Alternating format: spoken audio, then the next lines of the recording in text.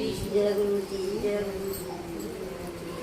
जय गुरु जी, शुक्राना गुरु जी, लख लख शुक्राना, अनंत शुक्राना। अब आप थोड़ा चुप हो जाइए सब लोग, चुप हो जाओ सब। पीछे मत बोलो प्लीज, बच्चे को चुप करा दो। जय गुरु जी, शुक्राना गुरु जी, अनंतम अनंतम शुक्राना कि गुरु जी ने आंटी के घर में सत्संग करवाया है और बड़े भाग वाले हैं जो उनके घर में सत्संग हुआ है। मैं देख रही थी बाहर जाके, पीछे देख रही थी बाहर गली में कि बाहर लोग खड़े होके ना शब्द गुरबानी सुन रहे थे। और जब हम आए तो आंटी ने बोला कि 15-20 संगत आएगी। पर कितनी मेहर है आपके घर में कि इतनी संगत आई है। देखो, संगत हम गिनते नहीं है, लेकिन हाँ, जब हमें प्रसाद की थाली लगानी होती है तो हमें थोड़ी काउंट करना पड़ता है।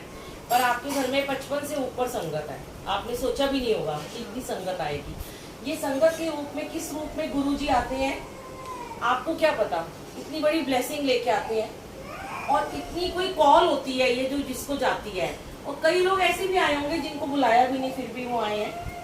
पर कुछ लोग ऐसे हैं जो बुलाने पे आए हैं। मैं तो ये कहती हूँ, जब भी गुरु जी का संगत जी सत्संग होता है तो आप बिना बुलाए चले जाया करो। यहाँ पे कोई वीआईपी नहीं होता, यहाँ पे कोई मेहमान नहीं होता। तो इसलिए गुरु जी के जो, मेरे को लगता है यहाँ से शायद सारे गुरु जी से आज जुड़े हुए हैं, या कोई नई संगत है, मुझे नहीं पता, पहली बार आए हैं। आंटी कह रहे थे कि हमने कुछ संगत को फर्स्ट टाइम बुलाया है, पर सच्ची में बहुत प्यारी संगत है। इतने डिसिप्लिन में थे सारे के सारे, मैं आपको बता नहीं सकती। जहाँ पहली बार सत्संग में जो आते हैं ना, वो इतने डिसिप्लिन में होते नहीं है, मैंने नहीं देखा।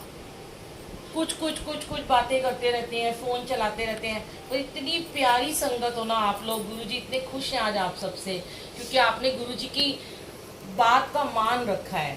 आपने इतनी प्रेम से आज गुरबानी को सुना है। आपने ये 2 घंटे सत्संग की घड़ियों को जिया है, जो बड़ी भाग से आपको मिली है। सोच भी नहीं सकते आप कितने ब्लेस हो गए हो आप।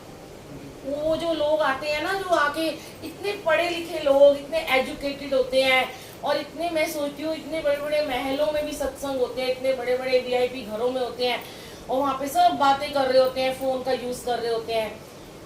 पर गुरुजी ऐसा कुछ नहीं देखते, कौन महलों में रहता है, कौन झोपड़ी में रहता है, कौन किस मोहल्ले में रहता है। गुरुजी तो सबके लिए बराबर है। भगवान तो सबको एक ही नजर से देखते हैं ना। भगवान की नजर थोड़ी ना जुदा जुदा हो सकती है। भगवान ने जिस नजर से राजा को देखना है, उसी नजर से रंग को भी देखना है। जिस नजर से उन्होंने किसी महल वाले को देखना है, उस नजर से उन्होंने किसी झोपड़ी वाले को भी देखना है। तो मालिक ने इतना आज आपको सबको ब्लेस किया है। सच्ची में कहते हैं, जब आप सत्संग कराते हो, आपकी गली मोहल्ला सड़कें सब ब्लेस हो जाती हैं संगत जी, जहाँ से गुरुजी चल के आते हैं। आपने भी सुना ना, आज मैं ऊंचियां पागा वाली, आज गुरुजी मेरे घर आए ने। कितने भाग से आपने बुलाया, कितने जन्मों से आपके कर्म कट गया।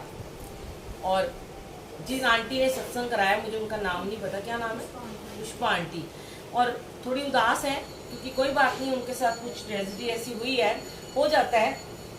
एक अपना जब पार्टनर को इंसान जब खोता है तो उसको ही समझ में आता है वो दर्द क्या होता है। दूसरे तो आके तसल्ली देते हैं।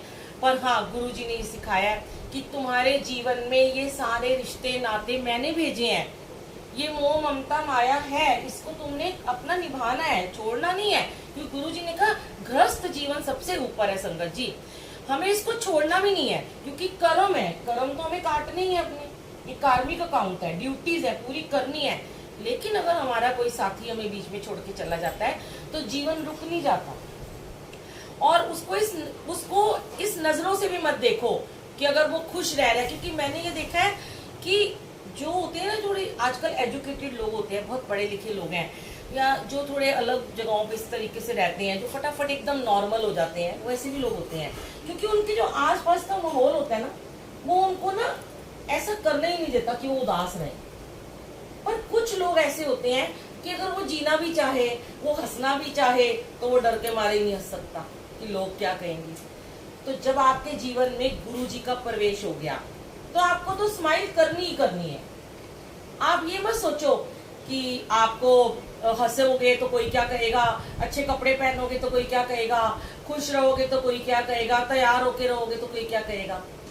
जीवन तो चलता ही रहेगा। कितने दिन तक आप ऐसे रह लोगे, 1 महीना, 2 महीना, 6 महीना, उसके बाद तो फिर नॉर्मल लाइफ सब जीते हैं। हाँ, मैं ये नहीं कहती, तो कहना है मैं ये नहीं कहती कि आप हार श्रृंगार करके बैठो, नहीं मन है मत करो, जिसका मन है वो करे, पर हम एटलीस्ट आप मुस्कुराओ। किसके लिए मुस्कुराना है? सिर्फ अपने लिए, और जो अपने अंदर परमात्मा बैठा है उसके लिए। देखो, जब आप दुखी होते हो तो आपके अंदर का प्रभु भी दुखी हो जाता है। आपके जो अंदर भगवान बैठा है ना, वो सबसे पहले रोता है। जितने आपके आंसू बहेंगे उतने उस प्रभु के आंसू बहेंगे। फिर आपके घर में बच्चे होते हैं, वो भी देखते हैं आपको किस तरीके से, तो वो भी उदास हो जाते हैं। तो आप ना एक नेगेटिव वाला माहौल बनाते हो अपने घर में, आप ना चाहते हुए मुस्कुराओ। देखो, सोचो कि अगर ऐसे बहुत सारे मैंने सत्संग शेयर किए हैं कि जिसमें किसी का हस्बैंड था और उसको बड़ी डायलिसिस हो रही थी और वो बड़ा टाइम बेड पे रहा, उसकी सुसु पट्टी भी घर वाली साफ कर रही है, नर्सें लगी हुई हैं, बीमार है, दवाइयों में पैसे लग रहे हैं। तो अगर गुरुजी ने उन्हें बुला लिया तो शायद उनके कर्म कट गए होंगे, उनको इस दुविधा से, इन कष्टों से उन्होंने बचा लिया।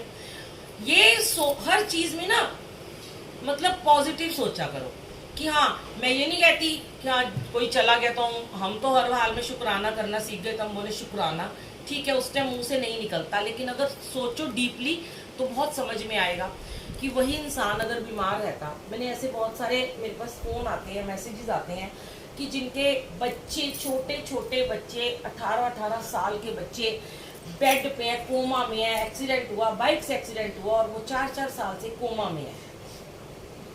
तो उसकी माँ पे क्या बीतती है कि जब उसका बच्चा उसके सामने कोमा में बेड पे बैठा है, ना बोल रहा है, ना खा रहा है, ना पी रहा है, पाइप से उसके अंदर जा रहा है, तो वो तो यही मन में तो यही कहता है ना इंसान की, मैं इसकी सेवा करो, इससे अच्छा भगवान इसे उठा ही ले।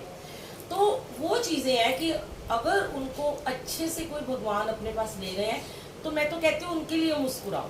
और मैं आंटी आपको हमेशा मुस्कुराते हुए देखूं, मैंने आपको कभी भी उदास नहीं देखना, कभी नहीं उदास रहना आपने, क्योंकि अगर आप मुस्कुराओगे तो पूरा घर मुस्कुराएगा, पूरे पड़ोसी मुस्कुराएंगे। देखो, कहते हैं दुख होता है ना, जब कोई रोता है ना तो आपके पास एक बार आएगा वो बंदा, दूसरी बार आएगा, तीसरी बार नहीं आएगा।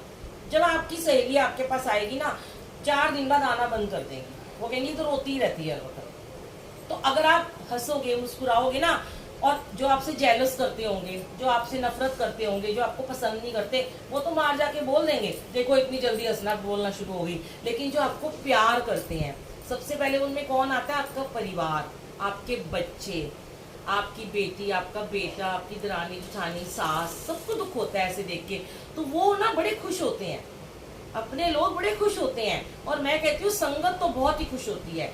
तो जब मुस्कुराओगे ना तो वो भी मुस्कुराएंगे, वरना मतलब वो बंदा जो आपके घर में आएगा वो कहेगा ये तो उदास है, मैं क्या मुस्कुराऊं। अब गुरुजी आए हैं, अब गुरुजी को आपने बुलाया है, आज के बाद गुरुजी आ गए आपके जीवन में। गुरुजी कहते हैं मैं ही तेरा साईं हूँ, मैं ही तेरा भाई हूँ, मैं ही तेरा सब कुछ हूँ, मैं ही तेरा दोस्त हूँ। आपको जब भी कोई प्रॉब्लम लगे, आपको कोई किससे बात करने का मन करे, मैं तो कहती हूँ सबसे बेस्ट टाइम होता है अमृत वेले का। सुबह उठो, परमात्मा के साथ अपना कनेक्शन बनाओ, बैठो, जोत जगाओ, जल रखो, नहा धो के अपने प्रियतम के सामने बैठो। जैसे अपने प्रियतम को रिझाते हैं ऐसे अपने प्रभु को रिझाना शुरू कर दो, और देखना जीवन में कितनी खुशियां आएंगी, अपार ब्लेसिंग मिलेगी। और सच में कहते हैं कि जब हम मुस्कुराते हैं तो हमारे घर की दीवारें मुस्कुराती हैं।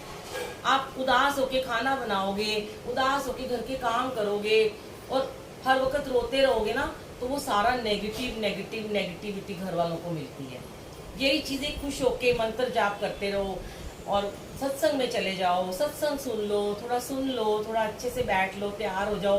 कभी कभी कहते हैं ना चाहते हुए भी ना, बच्चों की खुशी के लिए कहते हैं चलो अच्छे कपड़े पहन लेते हैं, चलो अच्छे से हम तैयार हो जाते हैं, तो कोई बुराई नहीं है। मैं ये नहीं कहती आप बिंदियाँ लगा के घूमो, मेहंदियाँ लगा के घूमो, लेकिन हाँ एटलीस्ट हंसो तो सही ना।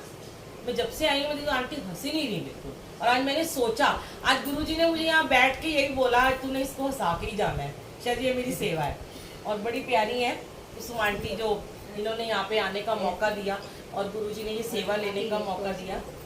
शुक्राना गुरुजी का, अनंतम अनंतम शुक्राना। डरना नहीं है जिंदगी में, डरना है सिर्फ भगवान से और गलत काम करने से डरना है। गुरुजी कहते हैं मैं तो तुम्हारा भाई हूँ, मैं तो तुम्हारा पिता हूँ, मैं तो तुम्हारा रक्षक हूँ, मुझसे क्यों डरते हो? डरो गलत काम करने से, किसी का दिल मत दुखाओ, किसी से द्वेष मत करो, किसी से ईर्ष्या मत करो। सबसे बड़ी बात जो औरतें करती हैं, किसी की निंदा चुगली मत करो। अब निंदा चुगली गुरुजी को बिल्कुल ही पसंद नहीं। खुश हो, अच्छे से उनको ब्लेसिंग दो, जो आए उसको दुआएं दो, उसको प्यार दो, प्रेम दो उसे। इतना इंसान के अंदर ना, मैं कहती हूँ जानवर के अंदर इतना प्रेम भरा हुआ है, इंसान को तो भगवान ने इतना सुंदर शरीर और दिमाग दिया है, उसके अंदर कितना प्रेम भरा हुआ है, और हम वो प्रेम देने में ही चूक जाते हैं, नहीं दे पाते हैं। प्रेम वो नहीं होता कि जरूरी वो लव वाला ही प्रेम होता है, प्रेम के बहुत सारे रूप होते हैं, दुलार भी होता है, प्यार भी होता है, लाड भी होता है, हर तरह से होता है। अब मेरे तो सच में बता रही हूँ, मेरे 2 छोटे देवर हैं, मेरे 2 बड़े जेठ हैं, और मैं सब में इतना प्यार उनको देती हूँ। मैं नहीं देखती कि मुझे कौन क्या बोलेगा। मैंने अभी, हमने किसी के डिनर पे, हमने गेट टुगेदर थी हमारे घर में, तो उसी दिन मुझे ड्रीम में आया कि मेरे देवर जो मेरे से छोटे हैं, कि मैं ना उनको मिली हूँ और मैं उनके गाल पे ऐसे करके ना पुछियाँ कर रही हूँ, उनको गले लगा रही हूँ, जबकि वो मेरे से उम्र में 2-3 साल बड़े हैं मेरे देवर, और मैं उनसे इतनी कभी ओपन हूँ नहीं। पर मैंने उस दिन उनको फ़ोन किया, मैंने कहा राजीव भैया आज तो ना मैं आपको ना बहुत प्यार करूँगी, आज मैंने आपको सपने में बहुत प्यार किया। और मैं गई और सबके सामने मैंने कहा आज मैं अपना ड्रीम पूरा करूँगी। मैंने उन्हें गले से लगाया, उनके मैंने गाल पे ऐसे करके प्यार किया। मन में नहीं कोई चाह रहनी चाहिए, प्यार करने का मन कर रहा है ना, क्या हो गया? देवर है, बेटा है आपका, ये आपके देवर ही है ना, इनके देवर है ना, हाँ, तो इनको प्यार करो, अपने बेटे को प्यार करो, वो आपको माँ वाला प्यार देंगे। सबको प्यार बांटो आंटी, ऐसे बनो कि लोग कहें कि ये है असली गुरुजी की संगत। देखो कितनी खुश रहती है। आज के बाद पूरी गली को ये कहना चाहिए कि ये आंटी बहुत खुश रहती है। कहेंगे सब? प्रॉमिस करो गुरुजी। चलो, जय गुरुजी, शुक्राना गुरुजी। और मैंने आंटी को ना आते ही बोला था कि